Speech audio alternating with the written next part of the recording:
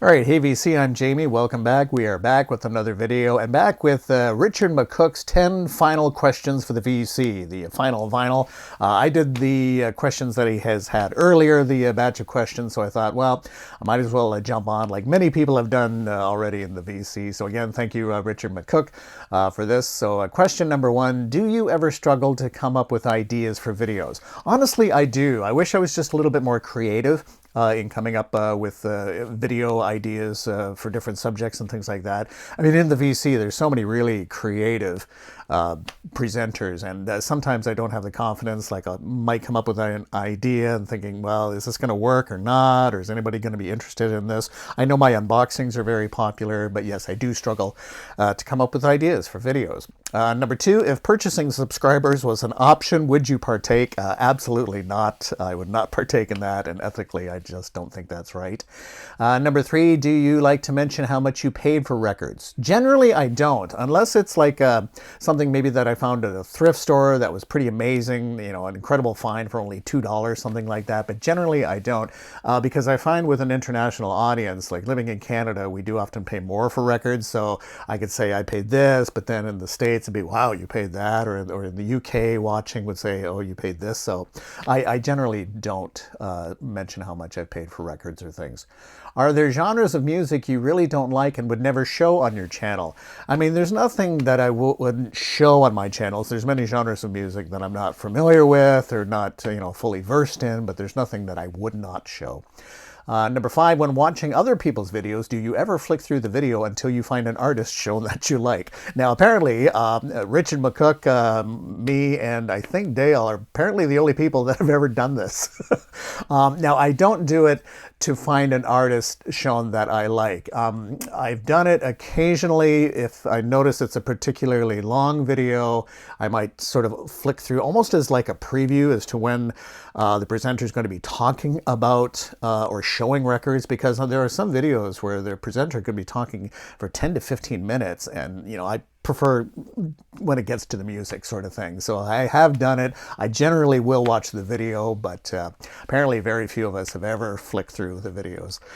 Okay, the next question, question number six, what are your thoughts on shorts? I don't really have any issues with shorts. I know some people in the VC don't seem to care for them. I do find I will click on to them when they do come up. I maybe don't even watch all of the shorts kind of thing. Just kind of click on it, get a sense of it, and move on. But I don't think I will be making any shorts. And question number seven, do you use the community tab for polls, etc.? I do not use the community tab for polls, and I think I rarely partake in those as well. Number eight, is there anything about your own videos that you don't like? Well, I guess without getting too down on myself, mentioned earlier, I wish I could be a little bit more creative with ideas in terms of presenting or subjects. I wish my presentation skills were better. There's so many in the VC that are such great presenters and are so knowledgeable about the music that they present. I wish it was better with that, or I wish, especially if I get a name wrong in presenting, I hate I hate when I do that. But yeah, so there you go. There's several things, but again, I appreciate you being here for sure. Okay. Also, what have we got now? Now, is there anything about other people's videos that you don't like? That's question number nine. This has been talked about many times. It's maybe intros that are too long, or if the intro is really loud in terms of the volume, and then the presenter comes on. That is something I don't really care for in terms of videos. And that's why I've got a mic, that sort of thing. And so there you go. Okay, and question number 10 is sort of an ABC thing. If you were to stop making videos, would you A, shut down the channel completely, B, keep the videos live, or C, make the videos private? I would not shut down the channel, because I think it's important to have these videos on YouTube or in the VC, especially if you're showing records or, talking about, various topic ideas, that sort of thing. I just don't know why you would then switch the videos to private. So no, I wouldn't shut down the channel completely, and I would definitely keep them live, because that's the fun of the VC. It's being exposed to new music, or being exposed to genres that you're not familiar with, saying, wow, I remember that album. So I would definitely keep them on. So again, Richard McCook, thank you so much for those. Richard always does a great job coming up with those. So I think we got a little bit of time. I'm just going to show a few records, and or you could skip to this part and see the records that I'm showing.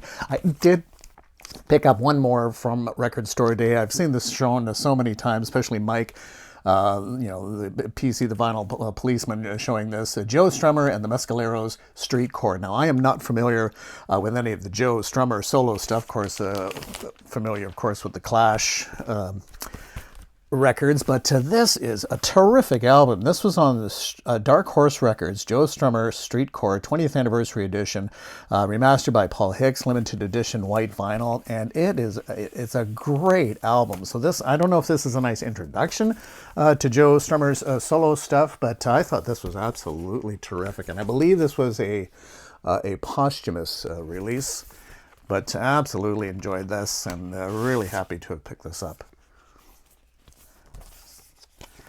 And then on the white vinyl there on the Dark Horse label, which I didn't know Joe Strummer was involved with. So that's pretty cool. Another reissue that I've picked up. I haven't seen this talked about too much in the vinyl community, but Velvet Underground Loaded. This has been given a big kind of a reissue thing or campaign with Rhino. Not only reissue like this, but I think through Rhino Records you can order a big vinyl box set that spotlights Loaded. So this is the anniversary issue. Again, this is like Atlantic Records celebrating their 75th anniversary, and so this, of course, is the 1970 NYC rock classic featuring Sweet Jane, Rock and Roll, and Oh Sweet Nothing, limited edition crystal clear vinyl. And yeah. So again, we all know this record, and this much more the sort of rock and roll record that Lou Reed definitely wanted to have or to make, certainly without John Cale as part of the band. But yeah, happy to have that reissue. Okay, and these are some other reissues that I've picked up used. Leonard Cohen, his last posthumous album, Leonard Cohen, You Want It Darker, 9 haunting songs, including I Want It Darker, Treaty, It Seemed the Better Way. Wonderful album. Wish the album could have been maybe a little bit longer, but obviously there wasn't maybe a lot to draw from. This was produced by his son Adam Cohen. Really terrific. Such a great album. Okay, there's that. And I did not have this on vinyl in my collection, and really happy to pick this up. B.B. King and Eric Clapton, Riding with the King, 20th Anniversary Expanded Edition, remastered and repressed on 180-gram vinyl, and it includes 2 previously unreleased tracks, Rollin' and Tumblin' and Let Me Love You Baby, which are not on the CD. So I thought, okay. And so yeah, I picked this one up as a used copy, and very happy to grab this one. I'll just show you the inside here. I can get the shrink off here. Oh, okay, just put that on there. And really nice presentation of the album.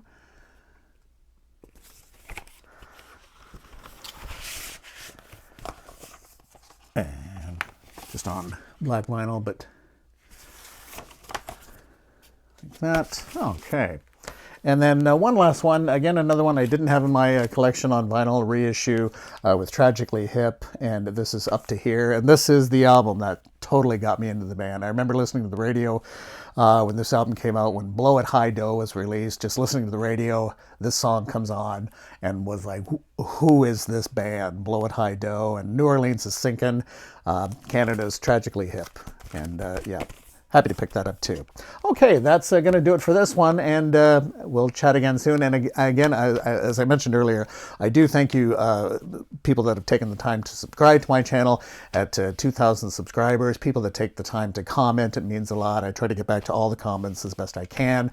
Yeah, your comments mean a lot, and I really do appreciate it. So again, thank you so much, and we'll chat again soon. Bye-bye.